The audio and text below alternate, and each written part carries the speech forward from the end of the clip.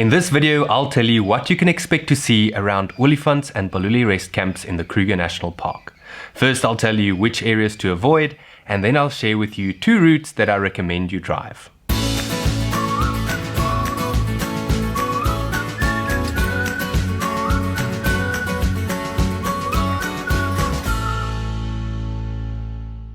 If I'm being honest, there are only a handful of camps that are worse for game viewing than Olifants, and the reason for this has got to do with the vegetation. The Olifants River pretty much cuts the Kruger National Park in half, and north of it lies an almost endless stretch of dense and monotonous Mupani veld, which is notoriously poor for game viewing.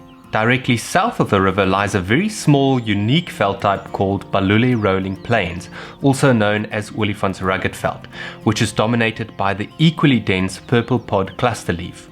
So where does that leave us game viewing wise? Well, let's start north of camp. Don't even bother driving any of these roads that lead to Letaba, because they are lined with either wall-to-wall Mupani or very dense cluster leaf veld. This section along the river looks promising on the map, but the shrubs and trees on its banks are so tall that literally only a giraffe can see over them. There's only one reason I'd consider driving north, and that's to see Von Willich's baobab tree. The tree is located less than a kilometer north of the northern junction between the S44 and the S93. Okay, let's talk about south of camp.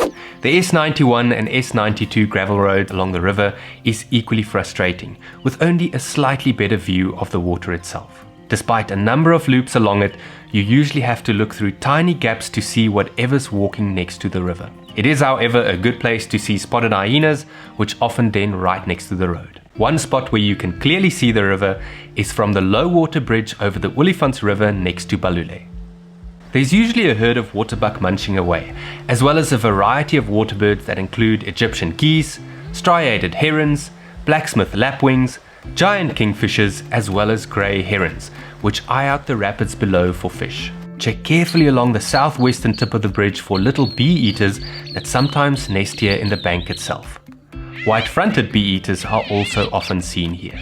If you want to stretch your legs, head for the high water bridge over the river southwest of camp, where you're allowed to get out in the middle. I always challenge myself to spot something from the bridge, and I never leave without looking down at the tracks in the sand below.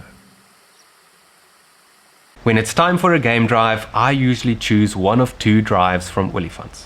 Number 1, if you want to escape the thickets, drive southeast on the S90 towards Bangu Waterhole. The further south you drive, the more open it becomes. On these plains you can expect to see things like steenbok, Kori bustard, ostriches and blackback jackals. It's probably also the best place to look for lions. Number 2. If it's leopards you're looking for, aim for the S147 and Khotso loop that links the H41 tar road and the S89 gravel road. It's a relatively new one-way road that splits off about a kilometer north of Nyamari Waterhole and runs alongside a very scenic drainage line with a number of natural springs that obviously attract large numbers of prey animals like impala. Thanks to plenty of large apple leaf, leadwood and jackalberry trees to rest in and dense feverberry thickets below from which to ambush their prey, the S147 has quickly become one of the best roads for leopards in the whole park. My advice, drive it super slowly, and when you turn onto it, pretend that there definitely is a leopard visible from the road, forcing you to look even harder. Who knows, you just might spot it.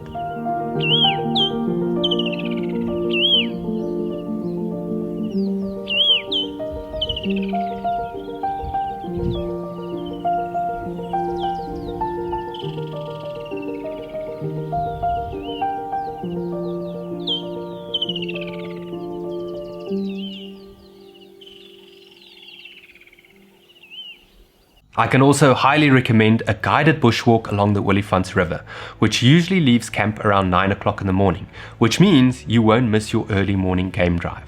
I've actually seen Pel's fishing owl on this walk before, close to Balule.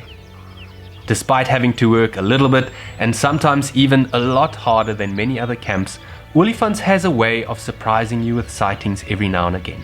During my last visit, I came across the resident pack of wild dogs, which are usually seen trotting along the roads around Balule either very early in the morning or late in the afternoon. Sightings of zebra and giraffe are pretty much guaranteed, and as the name suggests, you won't leave here without seeing elephants. Lots and lots of elephants.